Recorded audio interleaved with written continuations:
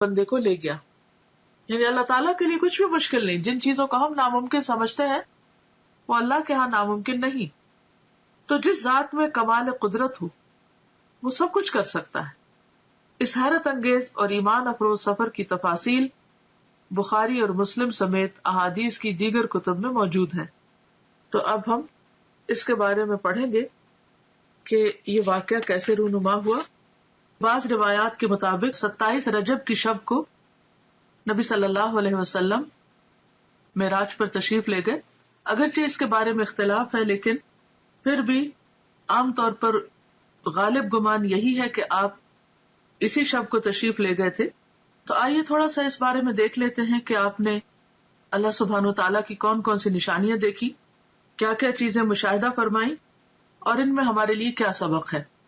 آغاز سفر اور شق صدر.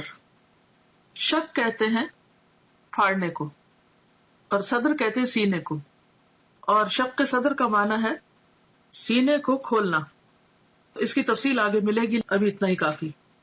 انس بن مالک رضی اللہ عنہ سے مروی ہے کہ معراج کی رات جب بیت اللہ سے نبی کریم صلی اللہ علیہ وسلم کو لے جایا گیا تو وحی آنے سے قبل آپ کے پاس 3 فرشتے آئے. اس وقت آپ مسجد الحرام میں سو رہے تھے. ان میں سے ایک نے پوچھا وہ کون ہے، یعنی آپ کی طرف اشارہ کر کے. دوسرے نے جواب دیا وہ ان میں سب سے بہتر ہیں. تیسرے نے کہا ان میں جو سب سے بہتر ہے انہیں لے لو. اس رات اتنا ہی واقعہ پیش آیا اور نبی صلی اللہ علیہ وسلم نے اس کے بعد انہیں نہیں دیکھا یہاں تک کہ وہ دوسری رات آئے جبکہ آپ کا دل دیکھ رہا تھا اور آپ کی آنکھیں سو رہی تھیں لیکن دل نہیں سو رہا تھا. تمام انبیاء کی نیند ایسی ہی ہوتی ہے. انہوں نے آپ سے کوئی بات نہ کی یہاں تک کہ آپ کو اٹھا کر چاہے زمزم کے پاس لٹایا. چاہ کہتے کنویں کو، یعنی زمزم کے کنویں کے پاس. یہاں جبریل علیہ السلام نے اپنا کام سنبھالا اور سینہ مبارک گردن تک خود اپنے ہاتھ سے چاک کیا.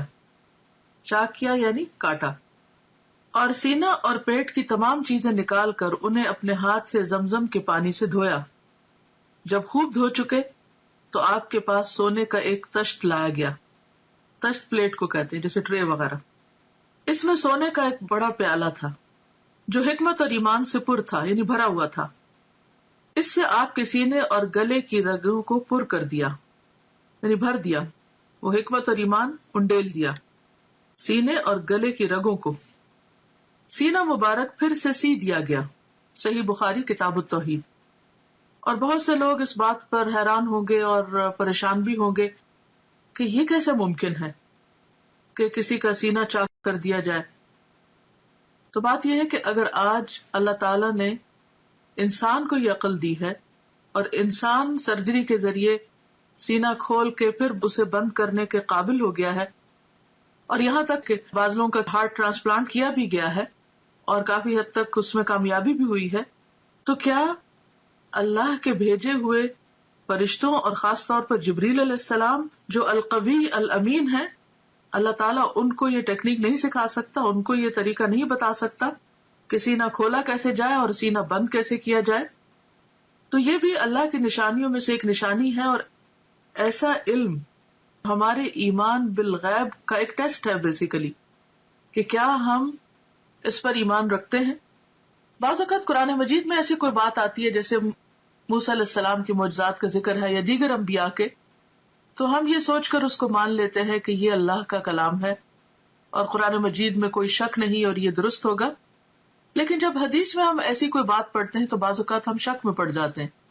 تو ہدایت کے لیے بے حد ضروری ہے کہ والذین یؤمنون بما انزل الیک وما انزل من قبلک، وہ لوگ جو ایمان لاتے ہیں اس چیز پر جو آپ کی طرف نازل کی گئی. یعنی صرف قرآن مجید ہی نہیں نازل کیا گیا، حکمت بھی نازل کی گئی. اور جیسا کہ اس حدیث سے تو واضح طور پہ پتہ چل رہا ہے کہ آپ کے سینے کو حکمت سے بھر دیا گیا. تو یہ کہاں سے آئی تھی حکمت، کہاں سے آیا تھا ایمان، کون لایا تھا؟ وہی لایا تھا جو دوسری وحی لاتے تھے، یعنی جبریل علیہ السلام. کہاں سے لائے تھے؟ اللہ سبحانہ وتعالیٰ کی طرف سے لائے تھے، اور پھر آپ کے اندر انڈیل دی گئی، ڈال دی گئی، اور اس سے آپ کا سینہ بھر دیا گیا. اب آپ سوچ رہے ہوں گے کہ حکمت اور ایمان تو ایبسٹریکٹ چیزیں ہیں، اور گلے کی رگیں جو ہے یا سینہ جو ہے یا دل جو ہے وہ دیکھنے کو مادی چیزیں ہیں، تو یہ کیسے ممکن ہوا؟ تو آپ دیکھیے کہ جیسے روح غیر مادی ہے اور ہمارا جسم مادی ہے، جب روح انسان کے اندر آتی ہے تو وہ تو نظر نہیں آتی، اس کا تو کوئی وزن نہیں ہوتا، تو وہ کیسے آ جاتی؟ وہ کون ڈالتا ہے؟ وہ بھی تو اللہ تعالیٰ فرشتے کو بھیج کر روح ڈالتے ہیں نا۔ تو جو رب ایک ایبسٹریکٹ چیز کو، نظر نہ آنے والی چیز کو انسان کے جسم کے اندر اور پورے جسم کے اندر ایک فرشتے کو بھیج کر ڈال سکتا ہے، جو رب، کیا وہ رب ایمان اور حکمت کو ایک پیغمبر کے سینے میں نہیں ڈال سکتا؟ خواہ وہ مادی تھے یا نہیں تھے، وہ جس بھی حال میں تھے، ہمیں اس کا علم نہیں دیا گیا، ہمارا فرض بنتا ہے اس پر ایمان لانا، کیونکہ یہ ایمان بالغیب ہی کی ایک قسم ہے۔ تو یہ سفر کا آغاز تھا، یعنی آپ نے ابتدا میں کچھ نشانیاں دیکھی اور ان کو محسوس کیا، اور خواب میں آپ کو چیزیں دکھائی گئیں۔ اس کے بعد پھر کیا ہوا؟ مسجد الحرام سے مسجد اقصی تک اسراء کا واقعہ، اور اسراء عربی میں کہتے ہیں رات کے وقت سفر کرنے کو۔ اس کے بعد آپ کے پاس شراب، دودھ اور شہد کے برتن لائے گئے، آپ نے دودھ پسند فرمایا۔ جبریل علیہ السلام نے کہا آپ نے فطرت پائی، آپ کو ہدایت نصیب ہوئی، اور آپ کی امت کو بھی۔ یہ مسند احمد کی روایت کا حوالہ ہے۔ بحوالہ جہاں لکھا ہوتا ہے اس کا معنی ہوتا ہے کہ بات پوری کی پوری نہیں لکھی گئی، بلکہ اس میں کچھ اختصار کے ساتھ روایت کی گئی ہے، یعنی اس انفارمیشن کا سورس مسند احمد ہے۔ یہاں پر آپ دیکھیے کہ آپ صلی اللہ علیہ وسلم براق پر سفر کرتے ہیں، انبیاء کی امامت کرتے ہیں، اور پھر اس کے بعد آپ کی مہمانی کی جاتی اور 3 چیزیں پیش کی جاتی، اور تینوں میں سے آپ دودھ کو پسند کرتے ہیں۔ تو اس سے یہ پتہ چلتا ہے کہ انسان کے کھانے پینے کی جو چوائس ہوتی ہے وہ اس کی شخصیت کی عکاس ہوتی ہے۔ اب دنیا میں بھی اگر کوئی شراب کو پسند کرتا ہے تو اس کا مطلب یہ ہے کہ اس کی ایک خاص قسم کی پرسنالٹی، دودھ کو پسند کرنے والے شہد کو پسند کرنا، تو ہر انسان اپنے اپنے مزاج کے مطابق چیزوں کا انتخاب کرتا ہے۔ اور پھر بعض لوگوں کا انتخاب صرف ان کی اپنی ذات تک نہیں، ان کے خاندان اور پھر خاندان سے آگے بھی لوگوں کو متاثر کرتا ہے۔ تو خاص طور پر جو لوگ دین کا کام کرنے والے ہیں ان کے لیے بے حد ضروری ہے کہ وہ انبیاء کی سنت کو فالو کریں اپنے کھانے پینے کی چوائس میں بھی۔ مسجد اقصی سے آسمانوں کی طرف معراج، معراج کا لفظ جو ہے یہ عین را جیم سے ہے، عروج اسی سے ہے جس کا معنی ہوتا ہے بلندی، اور معراج عربی میں سیڑھی کو کہتے ہیں۔ مسجد اقصی سے آپ کو عالم بالا میں لے جایا گیا۔ معراج عربی میں سیڑھی کو کہتے ہیں جو اوپر چڑھنے کے لیے استعمال ہوتی ہے۔ اس نسبت سے سفر کے اس حصے کو بھی معراج کہا گیا ہے۔ بیشتر مفسرین کے نزدیک سورۃ النجم کی درج ذیل آیات واقع معراج کی دلیل ہیں۔ سورۃ النجم آیت 13-18 یعنی 13 سے 18 تک، وَلَقَدْ رَآهُ نَزْلَةً أُخْرَى عِنْدَ سِدْرَةِ الْمُنْتَهَى عِنْدَهَا جَنَّةُ الْمَأْوَى إِذْ يَغْشَى السِّدْرَةَ مَا يَغْشَى مَا زَاغَ الْبَصَرُ وَمَا طَغَى لَقَدْ رَأَى مِنْ آيَاتِ رَبِّهِ الْكُبْرَى۔ اور ایک مرتبہ پھر اس نے سدرۃ المنتہا کے پاس اس کو اترتے دیکھا۔ کس نے کس کو دیکھا؟ محمد صلی اللہ علیہ وسلم نے جبریل علیہ السلام کو دیکھا۔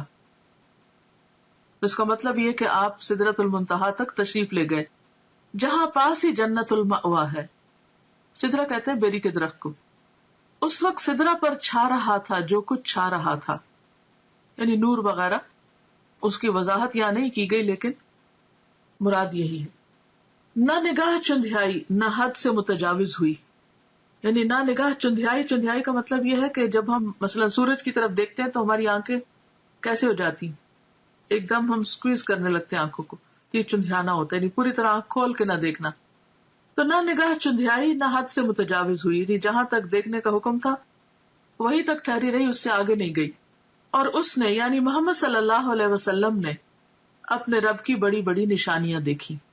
تو یہ آیات اس بات پر دلیل ہے کہ آپ صلی اللہ علیہ وسلم اس رات صرف مسجد اقصی تک نہیں بلکہ آسمانوں پر تشریف لے گئے، اور صرف آسمانوں تک نہیں سدرۃ المنتہا تک گئے، اور وہاں تک تشریف لے گئے جہاں